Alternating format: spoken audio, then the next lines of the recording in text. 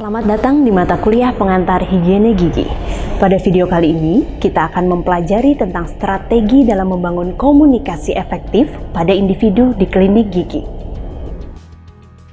Tujuan dari pembelajaran ini adalah memahami cara komunikasi interpersonal dalam edukasi kesehatan gigi, memahami bahasa verbal dan nonverbal, melakukan chairside dental education, serta melakukan feedback dengan baik.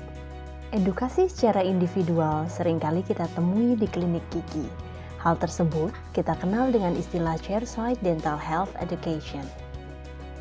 Tujuan dari chairside dental health education ini adalah untuk memberikan informasi mengenai penyakit gigi dan mulut, merubah keyakinan atau sikap yang berkaitan dengan masalah kesehatan, serta mengajarkan keterampilan dalam pencegahan penyakit gigi dan mulut yang dapat dilakukan sehari-hari. Untuk menunjang keberhasilan dalam chairside dental health education, kita perlu memperhatikan beberapa hal, di antaranya etika dasar dalam berkomunikasi, strategi komunikasi interpersonal, serta metode komunikasi terapeutik. Sebelum kita melakukan edukasi atau komunikasi, perlu kita perhatikan etika dasar dalam berkomunikasi. Di antaranya yaitu penampilan, keramahan atau ekspresi wajah, sapa, sikap tubuh yang baik, mendengarkan aktif, sopan dan hormat, responsif atau antusias, serta bicara pelan, jelas, dan tidak monoton. Dalam melakukan edukasi atau komunikasi, terdapat 3 hal utama yang harus kita perhatikan, yaitu visual, vokal, dan verbal. Mari kita bahas satu persatu. Yang pertama adalah visual. Visual menjadi komponen terbesar yang menentukan keberhasilan dalam melakukan komunikasi atau edukasi. Yang termasuk dalam komponen visual diantaranya adalah penampilan, ekspresi wajah, kontak mata, dan gestur atau sikap tubuh. Kedua, vokal. Komponen vokal seperti volume suara, intonasi, tempo, artikulasi, dan jeda waktu menjadi komponen terbesar kedua dalam menentukan keberhasilan dalam edukasi atau komunikasi. Dan yang terakhir, verbal.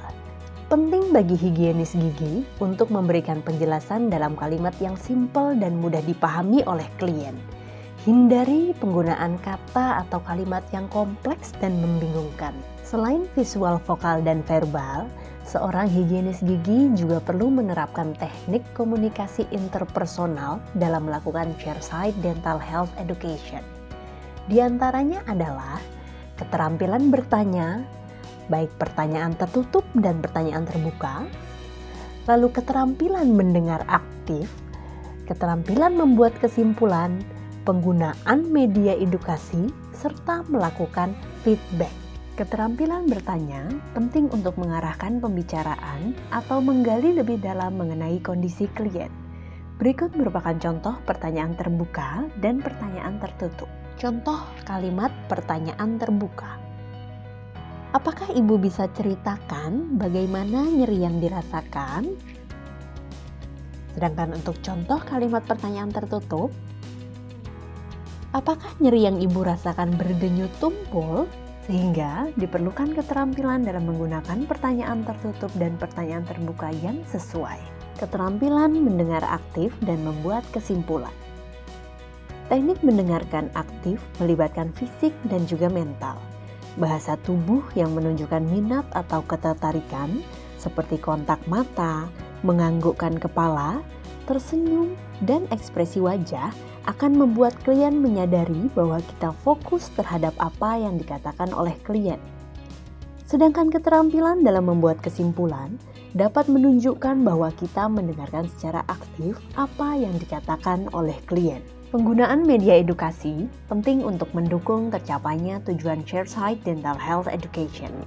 Higienis gigi dapat menggunakan berbagai media seperti leaflet, brosur, poster, flip chart, atau media 3 dimensi seperti model gigi dan sikat gigi. Higienis gigi dapat pula menggunakan media digital seperti penggunaan smartphone dan tablet untuk menunjukkan video pembelajaran. Yang terakhir adalah melakukan feedback.